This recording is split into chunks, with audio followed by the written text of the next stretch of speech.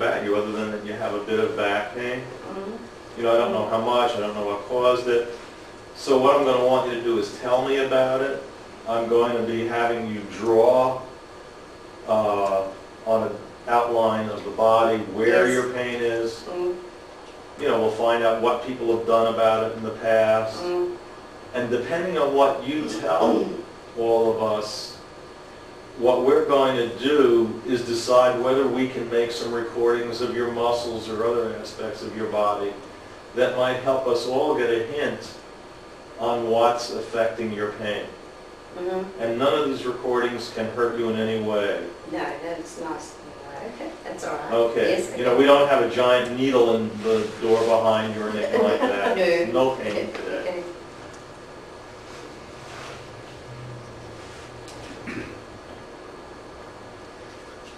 So when did your back start hurting? Do you want me to start from the very beginning when it actually happened then? Yes, yes. None of us in here, other than maybe Tom, have any idea what your history is. Right.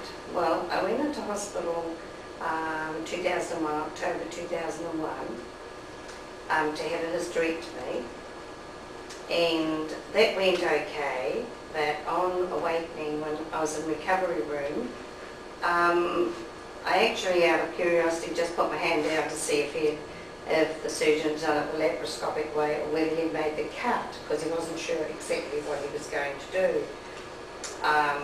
So I put my hand down and I just noticed it was very, very painful on the right side. I couldn't touch the skin and I had pain in there. So I thought, oh well, he must have taken the ovaries out, so that is probably what's happened. You know, it's just sore there where he's operated.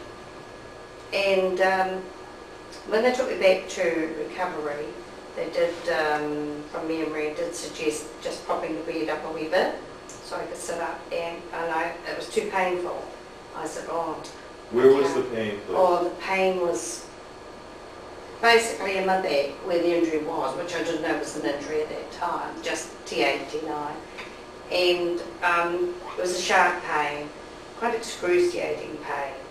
And I was puzzled by it because when I moved, I noticed I had a sharp pain to me at that time. It distinctly felt like lightning shoot down my right side where the ovary was and across here. And I was puzzled, but I thought, oh well, I've just had the operation a few hours, so just went off. But I did mention it to the nurse. She said, oh, don't know, you had to talk to the doctor. I told the doctor when he came around to see me, and he just explained, well, perhaps I hope I haven't hurt a nerve at all. I was very careful when I did that, but give it time to settle, which I did. But from the next 5 days I was in hospital, it was very, very difficult for me to move because of the pain in my back. And was given no explanation other than that it was probably part of the operation. So on the day before... But they didn't open your back during the operation. No, they didn't. They didn't. So I really didn't think that there was any injury to my back myself. I just thought... Okay, this it is a was standard the operation. hysterectomy. Yes, it is. And when he came to see me, he said, well, his explanation was that give it time to settle down, but I hope I haven't pinched a nerve. I was very careful when I moved the nerve from the kidney. I think it was to the urethra, something like that. Mm-hmm. And I accepted that explanation. That sounded reasonable. Okay, remember kidney and urethra. Those are the two key things that you're hearing right now. Remember the diagrams I showed you of referred pain, okay? And we talked about the organ to the skin.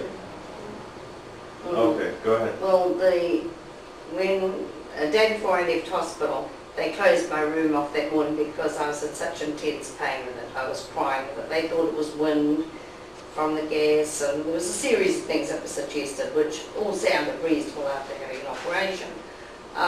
But I was discharged the next day. The surgeon said I could stay in there, but the nurse was very busy, and she suggested, well, you'll be better when you're home. I thought, oh, well, okay, so I went home. But I spent a month in bed. It got that way that I couldn't move, and to sleep at night, the pain was so intense, I don't think I did sleep. I just walked around. This is still pain in your back. Oh yes, severe pain, yes. So what have they done about it? Well, nothing was done for 2 years actually. Excuse me, Tom Yes. was trying to say, turning your waist, it's about here? Yes. Okay, so we should be right over the painful area. We should have muscle involvement with pain, because if there's pain in an area, as we've all discussed, the muscles in that area should react. They should be a little tenser, okay? So they should add a little to the pain. So there ought to be more tension than we would normally expect in the back. So if we go ahead and look at the numbers for pain, remember this is going to be higher than this because we have to add the electricity for the heartbeat, okay? But it's within normal limits, okay? So she may be a little tenser than we'd expect, but all we're going to do is get a big bump from the heartbeat. So let's go back to the raw signal.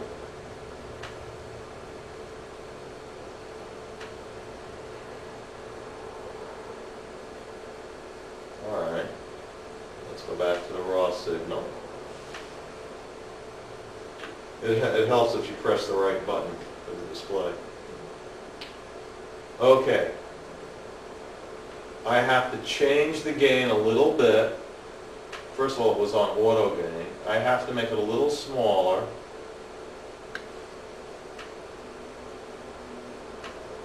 So we can see what happens when she bends, okay? What I'm going to be asking you to do is sort of copy me. Don't do it yet, okay? You're just going to do this when I say to do it. I'm going to ask you to bend like this, hold, and when I say come up, just slowly come up, okay?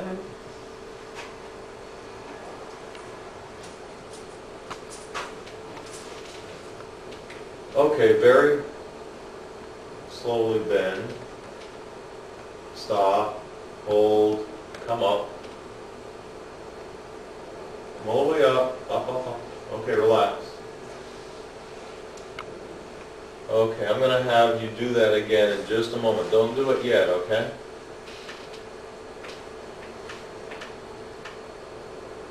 Okay, go ahead and bend. Do it a little quicker, okay? Bend, hold, come back up, and relax.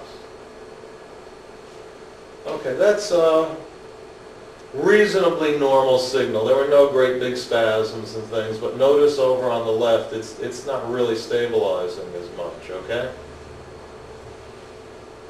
What I'm going to want you to do now is sit down in this chair, but don't put your arms up against the back of the chair, okay? What I'm going to have you do is walk forward a little bit first, because I have to get the chair nearer to the recording equipment or it will just fall on the floor. The recording equipment. Yeah. Okay, go ahead and sit down, but don't sit against the back of the chair, okay? That's good. That's fine. Just right like that. Let the device stabilize. Let's go ahead and make it bigger so we can see it. All we're trying to do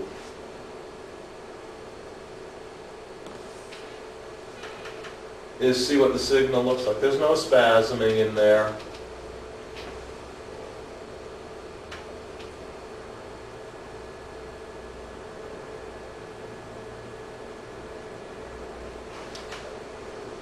Just a minute.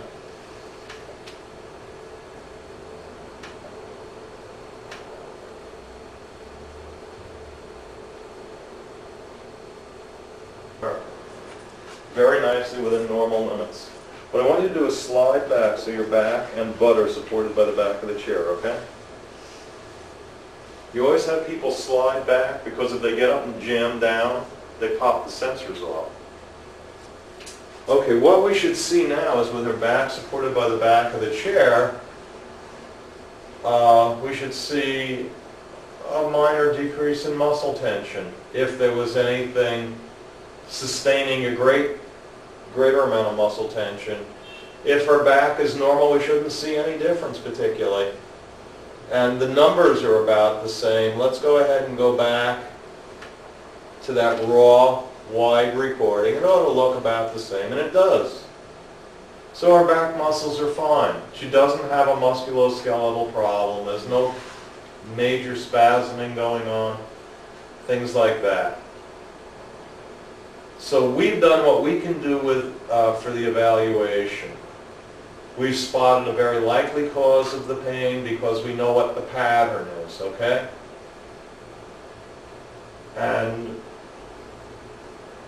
there's only one more thing that I would check for in this kind of an evaluation, and that's pain from the piriformis muscle being referred into the back. However, because her pain is just as much in the front as in the back, and that's not typical of a piriformis referral pattern, and because the patient is pretty shy about getting poked everywhere, I'll just save her the embarrassment of getting poked all over her butt.